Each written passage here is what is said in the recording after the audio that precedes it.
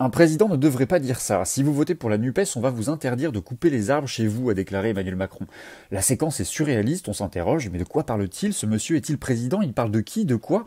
C'est insensé, et pourtant, c'est ainsi que le locataire de l'Élysée est sorti du bois, ou plutôt est rentré en campagne à 5 jours seulement du premier tour des législatives.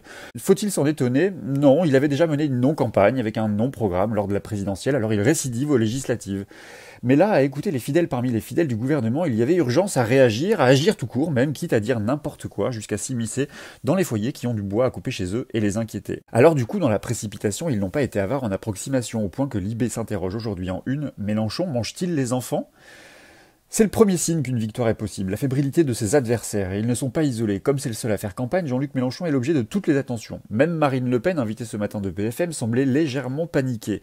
Jean-Luc Mélenchon a moins de chances d'être Premier ministre que moi de gagner au loto sans jouer, a-t-elle ironisé. C'est marrant, mais quand elle dit ça, on entendrait presque sa petite voix en détresse dire « Mais c'est qu'il va gagner, ce con !»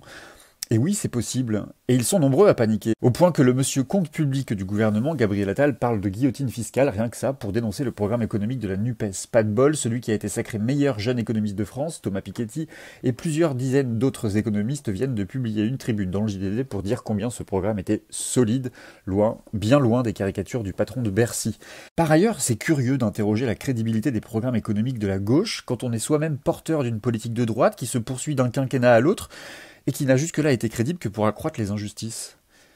Une victoire est possible donc, et les sondages, pour ce qu'ils sont, donnent une légère avance au candidat de la NUPES. Quand on se rappelle que les sondages des précédents scrutins ont toujours sous-estimé la gauche, on peut légitimement se dire que dimanche, la NUPES pourrait créer la surprise. Et si l'on peut, on doit, se méfier des lectures hasardeuses des sondages, ils sont unanimes sur une chose, la victoire peut basculer d'un bloc à l'autre. Pour Brice Teinturier d'Ipsos, dont le dernier sondage donne la NUPES en tête, 127 sièges se joueraient à 1 point ou 2 et 52 sièges seulement à 1 point, ce qui lui fait dire que 40 à 50 sièges pourraient riper du côté de la Macronie ou du côté de la NUPES. En 1997, à 10 jours du second tour de l'élection législative, la droite était donnée largement victorieuse, mais le 1er juin 1997, c'est une autre histoire qui s'est écrite, celle de la gauche plurielle, des années Jospin et de la cohabitation.